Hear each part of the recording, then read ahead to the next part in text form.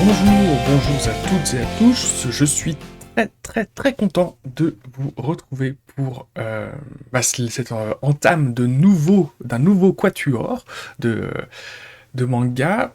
Donc voilà, on est maintenant passé de la lettre D à la lettre G, donc D, E, F, G. Voilà, j'espère que ce petit système de quatuor vous fonctionne bien, vous plaît. Je crois que ça fonctionne pas trop mal dans ma manière de réfléchir et de concevoir les vidéos. Euh, je sais pas pourquoi, ça s'est organisé comme ça, de faire les vidéos 4 par 4, enfin de faire des propositions de manga et de les travailler 4 par 4, et du coup, et de faire comme ça. Je crois que ça fonctionne pas trop mal. Je pense que ça va fonctionner pas trop mal. Donc, ce nouveau quatuor, nous entamons avec un manga a priori de qualité, Dahlia, artisane magicienne. Alors, Dahlia, artisane magicienne, 6 tomes sont disponibles, la série est toujours en cours de production au Japon, elle a démarré en 2019. Disponible en France aux éditions Komiku depuis 2020. Alors, avant même de vous parler du manga Dahlia, artisane magicienne, titre que l'on va raccourcir régulièrement par Dahlia pour la suite, vous pouvez constater, 2019 au Japon, 2020 en France, c'est court comme délai d'adaptation.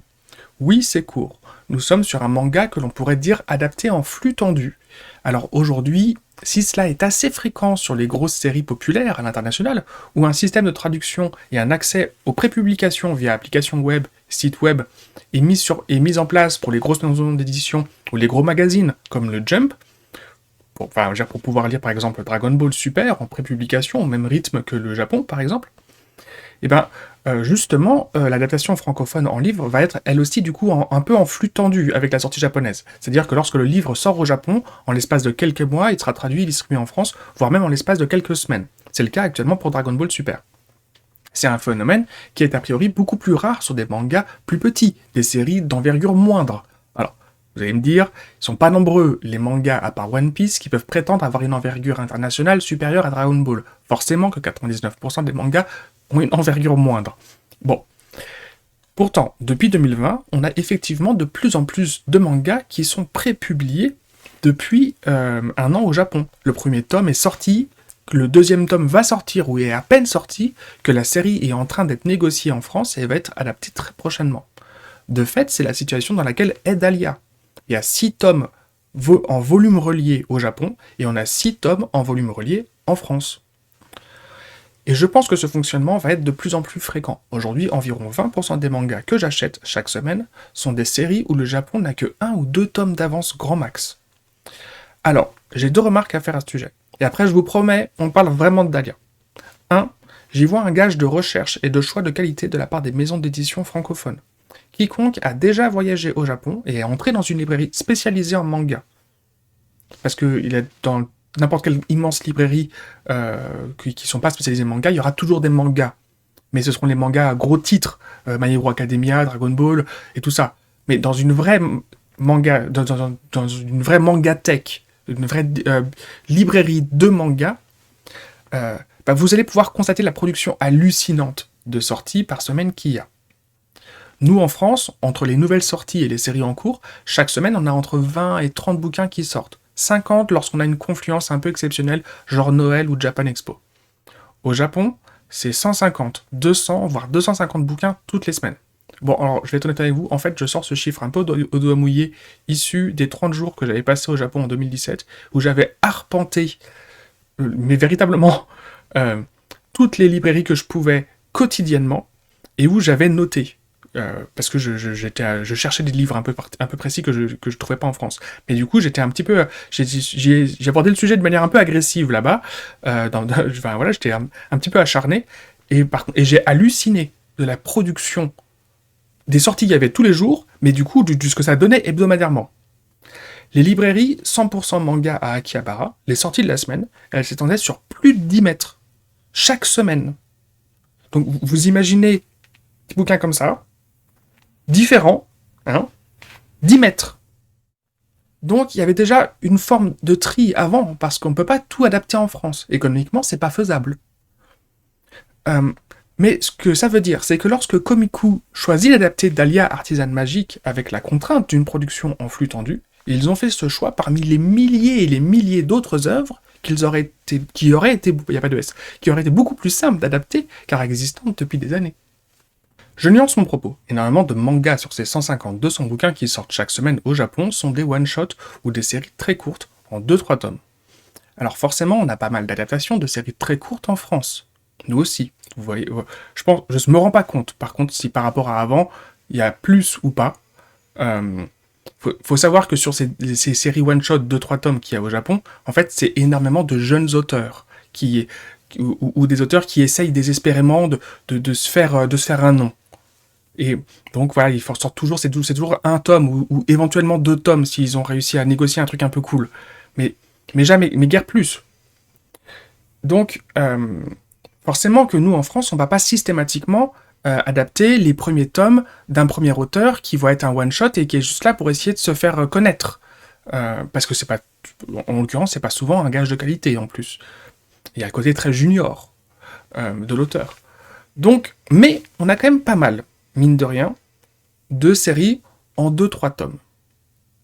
Alors, je ne sais pas si économiquement c'est ce qu'il y a de plus intéressant. Quel est le mode de consommation du manga du public français ? Moi personnellement, quand je vois sur la 4e de couverture que la série sera terminée en 2 ou 3 tomes, le synopsis et la qualité du dessin ont intérêt d'être vraiment très très bons, parce que sinon je repose le bouquin. Mais c'est mon appétence personnelle. J'aime les séries longues, voire très longues. 15 livres, 20, 30, ou plus. C'est mon kiff. Donc je ne sais pas ce qui fait tourner l'économie du manga en France, mais j'ai quand même un peu tendance à croire que c'est la fidélisation du lecteur sur des séries qui dépassent 10, 15, 20 tomes. Sinon, on n'accorderait pas autant de place dans les librairies à des grandes séries comme One Piece, Naruto, Fairy Tail encore se vend très bien, etc. etc. Il n'y a pas de raison. Ils font pas exprès pour faire chier les autres bouquins. C'est parce qu'ils se vendent. Deuxième remarque.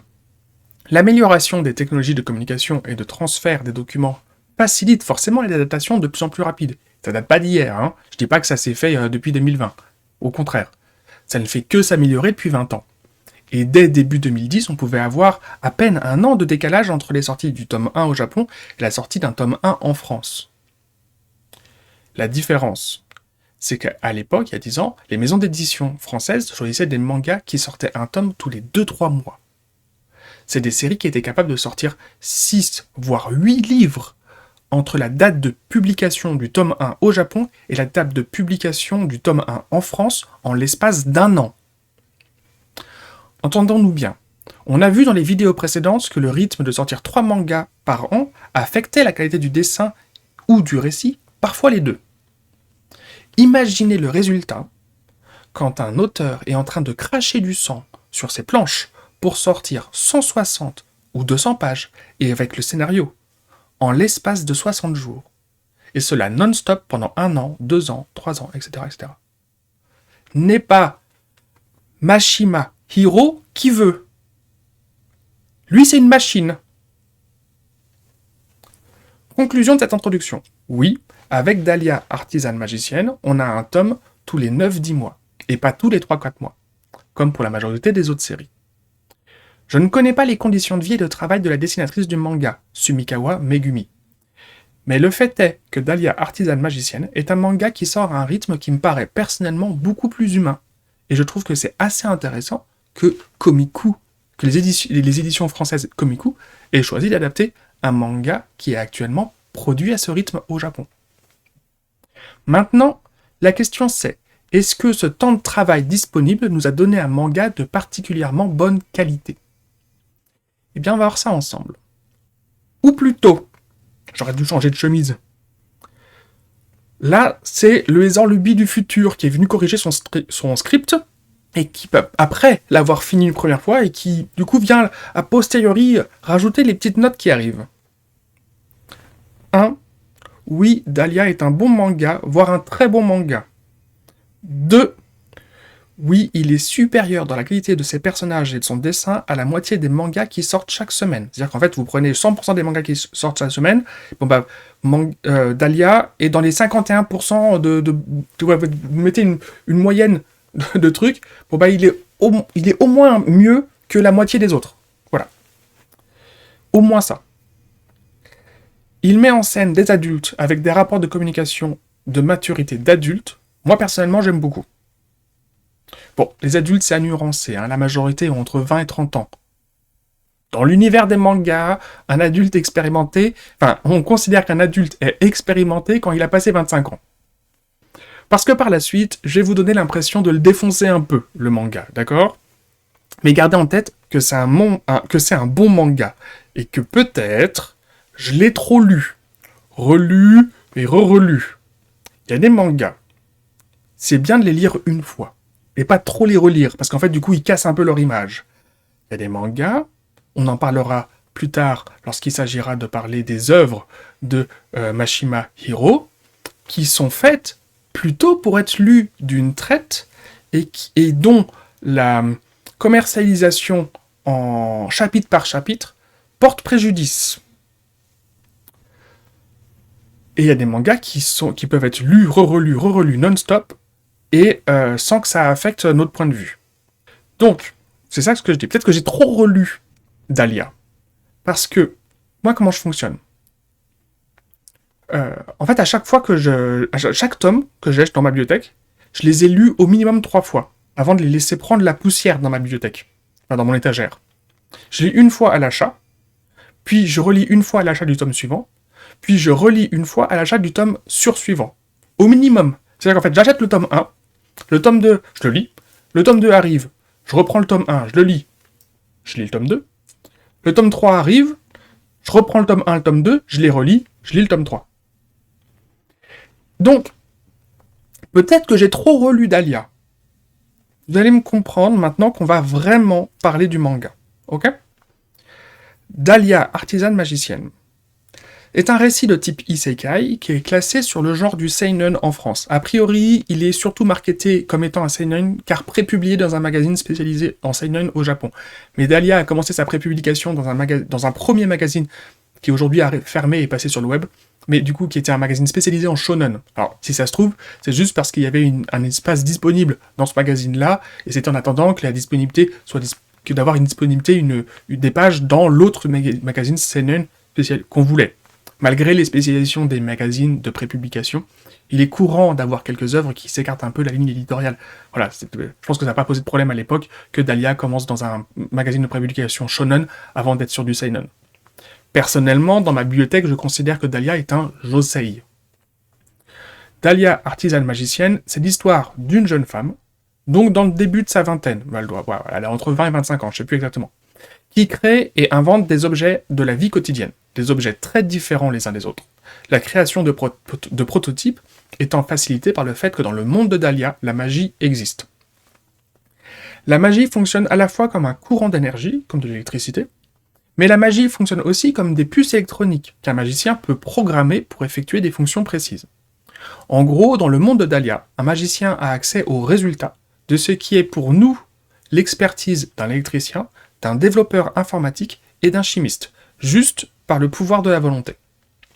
Et Dahlia, artisane magicienne, est un isekai. Donc Dahlia a les souvenirs d'une vie précédente de l'actuelle, une vie sur notre Terre, dans les années 2015, au Japon, avec le niveau d'éducation et la culture qui sont supposés aller avec. Le monde actuel de Dahlia est un peu compliqué à définir d'un point de vue technologique. Ils ont l'eau courante, l'eau chaude, ils ont des fours, des plaques chauffantes, ils ont des frigos, des congélateurs, ils ont même l'air conditionné. Mais j'ai pas l'impression que par exemple ils aient le double vitrage. Ils sont entièrement dépendants de l'élevage d'animaux pour produire une matière équivalente au plastique. Pourtant, on est très loin d'une organisation fermière telle que cela fonctionne dans notre monde depuis des centaines d'années. C'est une matière première, mais elle n'est pas produite en continu. Il faut à chaque fois monter une opération et engager des intérimaires pour travailler sur chaque nouveau contrat ou sur chaque nouveau besoin de production de cette matière. Tous les systèmes de déplacement dépendent de la force du cheval, alors que la magie est une technologie hyper simple qui ne produit pas de rejet à traiter. Bon, par contre, le concept du réservoir énergétique de la magie n'est pas très clair. C'est un peu comme ça arrange l'histoire. D'un coup, c'est un sujet, d'un coup, non. Le robinet rouge fait de l'eau chaude et produira toujours de l'eau chaude. Et un autre coup, c'est une condition à prendre en compte dans la conception de l'objet. Il faut isoler la batterie, il faut pour la plaque chauffante de voyage. Donc, il faut un compartiment donc pour mettre la batterie. Elle a une durée de vie limitée. C'est 50 activations, etc., etc. Et c'est quelque chose que nous reverrons par la suite, mais on sent bien que l'auteur du light novel original, Amagishi Hisaya, développe son univers en fonction des petites péripéties du quotidien qu'il écrit. Et il a, au début du manga, beaucoup tendance à jouer sur le flou du fonctionnement de ce monde. Sauf que le récit avançant, forcément que le fonctionnement du monde en question se précise de plus en plus. Sachant que de toute évidence, Amagishi Hisaya aime bien être précis, voire très précis, quitte à nuire à la fluidité de la lecture du manga. Puisqu'il est l'auteur du light novel original, il se trouve qu'il est aussi le scénariste en charge de l'adaptation du manga. On a vu sur H, le bâtisseur de civilisation, que Amakawa Mizumi était l'autrice originale du light novel, mais que Yorino Kuroki était considéré comme étant l'auteur du manga. Il fait le dessin et l'adaptation du scénario sur validation de l'autrice du light novel. Je vous avais dit que la lecture de H, le bâtisseur de civilisation, était particulièrement facile, elle est très fluide. Pour Dahlia, artisane magicienne, Amagishi Hisaya est l'auteur de l'œuvre originale et le scénariste du manga. Sumikawa Megumi est uniquement la dessinatrice de Dahlia. Bon, de mon point de vue, Amagishi Hisaya est d'abord un auteur de récits écrits. Le travail d'adaptation sur Dahlia n'est pas suffisant. C'est beaucoup trop verbeux. Dans certains mangas, les personnages se parlent, mais toujours en peu de mots, et les dialogues respirent un peu trop. Dans Dahlia, c'est tout l'inverse. Des fois, il y a tellement de bulles de dialogue sur les dessins qu'on a l'impression d'être dans un roman illustré. Alors, il y a des super pages où il n'y a pas un seul dessin, ou une seule bulle de dialogue. Mais dès que ça commence à parler, oulala, qu'est-ce que ça parle, hein ? Il faut voir de quoi on nous parle. De droit des affaires. Alors, c'est intéressant une fois, à la première lecture. Mais moi, j'ai encore tout relu une 4e fois pour faire cette petite présentation argumentée. Bon, je vais être honnête avec vous. Ces dialogues sur les contrats commerciaux et les analyses de besoins, je les ai lus en diagonale, hein. Ça revient à chaque fois que Dahlia invente un nouveau produit. En 6 tomes, je ne vous cache pas qu'il y a un certain côté tournant rond. Sachant que Dahlia est finalement une inventrice comme les autres. Elle est juste en train de se faire une renommée en étant très jeune et peu expérimentée par rapport aux autres artisans magiques de la ville, parce qu'elle reprend des inventions de sa vie terrienne, sa première vie passée. Mais dans les faits, elle ne révolutionne rien. L'air conditionné, le four, le frigo, ça existait avant elle. C'est à tel point qu'en tant que lecteur, je suis étonné que les personnages de l'histoire soient si surpris et si enthousiastes par les inventions de Dahlia, lorsque Dahlia par exemple développe la bâche imperméable. Ça me semble juste incongru que personne n'y ait pensé plus tôt, parce qu'en l'occurrence, c'est pas bien compliqué, et qu'ils sont déjà capables de faire des bouteilles et des flacons en plastique.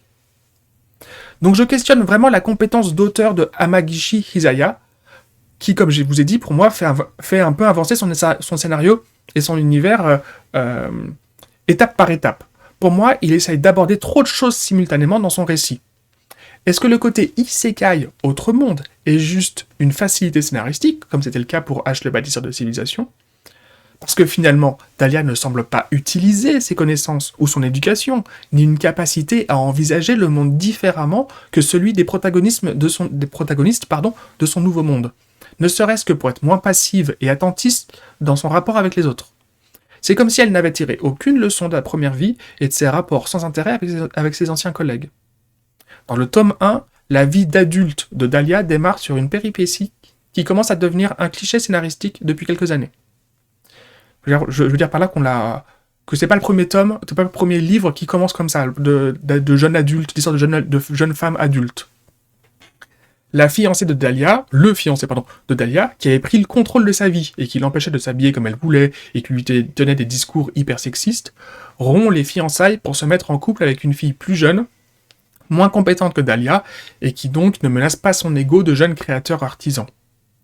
Bon, on l'a revu, ce truc-là, dans plein d'autres mangas où le concept est c'est une jeune princesse, c'est une jeune noble, c'est une jeune là c'est une jeune bourgeoise parce qu'elle est éduquée, donc c'est une habitante de la ville, éduquée, professionnelle, qui d'une manière ou d'une autre était en relation avec un beau gosse ou un mec qui était initialement annoncé comme étant le partenaire idéal et qui en fait l'abandonne comme une vieille chaussette pour quelle que soit la raison, etc. Et puis elle va avoir sa première péripétie de vie va être de remonter la pente et de reprendre le contrôle de sa vie et de se rendre compte qu'en fait cette relation la tenait en otage et l'empêchait de s'exprimer comme elle le voulait, etc. etc. Bon bah ça, depuis 2017-2018, des mangas qui commencent comme ça, on en a eu pas mal. Bon bah, effectivement, ça commence à devenir un petit peu un cliché. Dans Dahlia, ça fonctionne pas trop mal parce que, pour une fois, c'est l'histoire d'une professionnelle, d'une femme active. En général, c'est plutôt des histoires de princesses et trucs comme ça.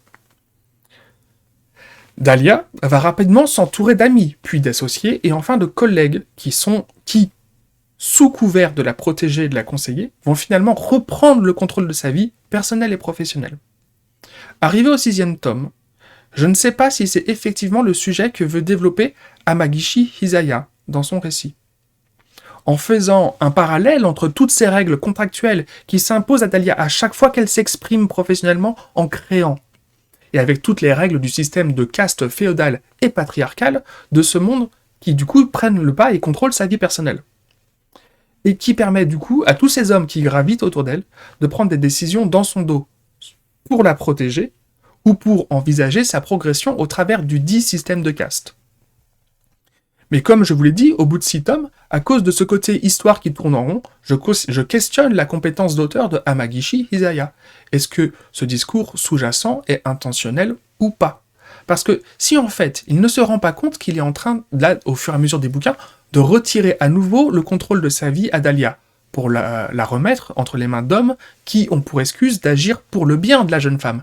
Personnellement, moi, ça va vite me gaver. En fait, c'est très simple. Le tome 6 m'a frustré.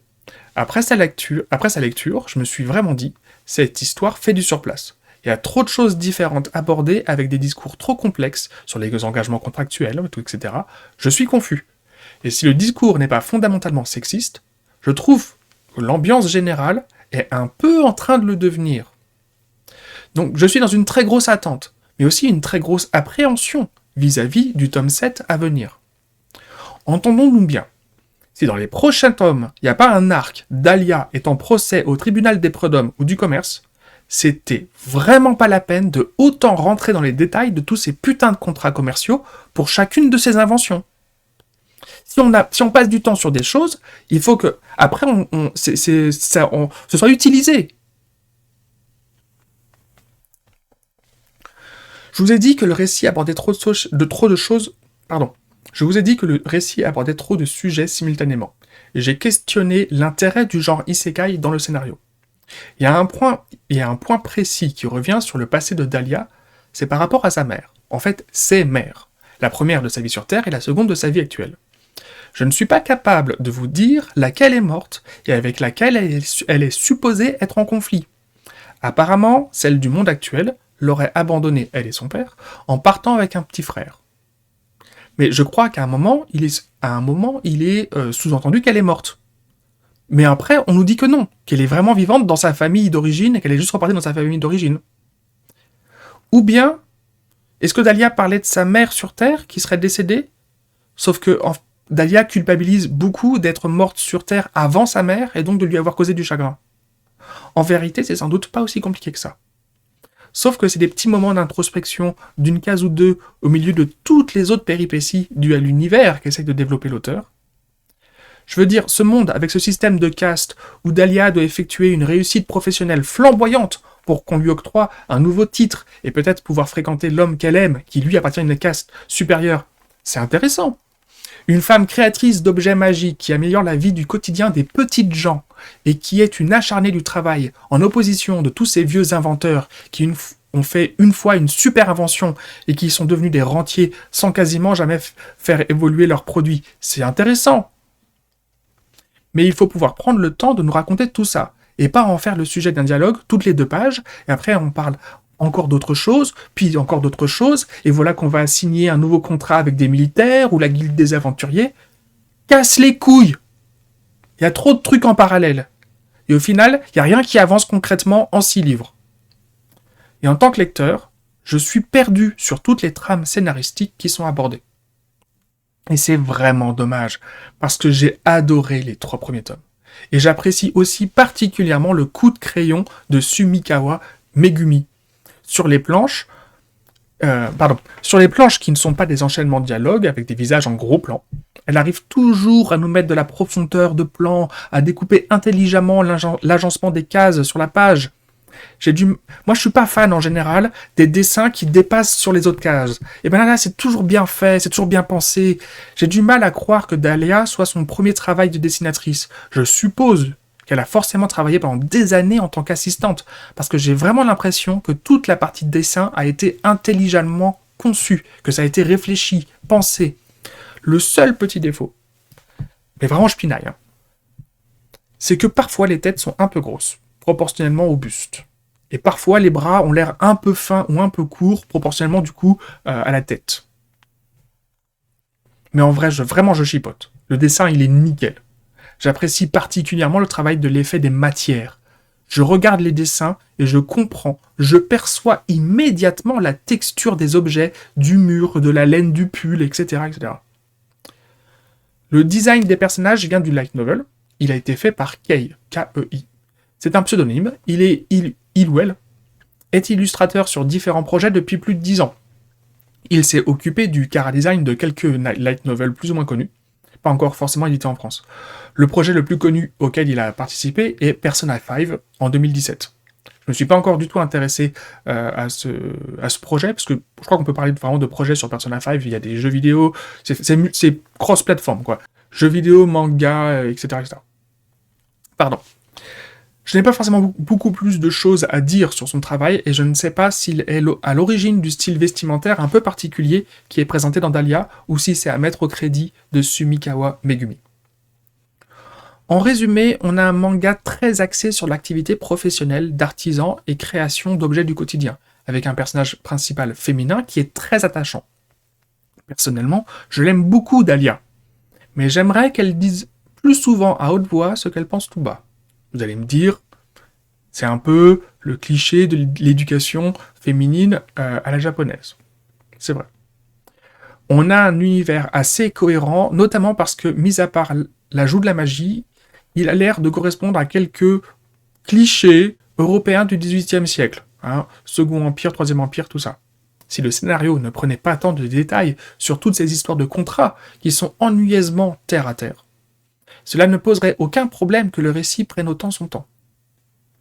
Dans ma bibliothèque, il est résumé et noté ainsi. Beau dessin, personnage mature et intéressant. L'histoire se parasite sur des sujets rébarbatifs. Dommage. 13 sur 20. Avant ma lecture des tomes 5 et 6, le résumé était le suivant. Beau dessin, personnage attachant, histoire intéressante et mature. 15 sur 20. Donc vraiment, j'attends le tome 7 pour bousculer la manière dont progresse l'histoire actuellement. Pour conclure, c'est quand même un manga que j'apprécie et que j'aurais tendance à vous suggérer. Mais maintenant, vous connaissez ses défauts. Au moins, c'est une histoire qui est assez peu représentée dans le grand panel des mangas disponibles. Au final, j'ai l'impression d'avoir mis un gros taquet à ce manga. Alors qu'en vrai, j'aime bien Dahlia, artisane magicienne. Vous trouverez les 6 tomes aux éditions Komiku. Il y a un anime qui est sorti au Japon, je l'ai pas vu. Enfin voilà. Je vous remercie pour votre attention. Au revoir.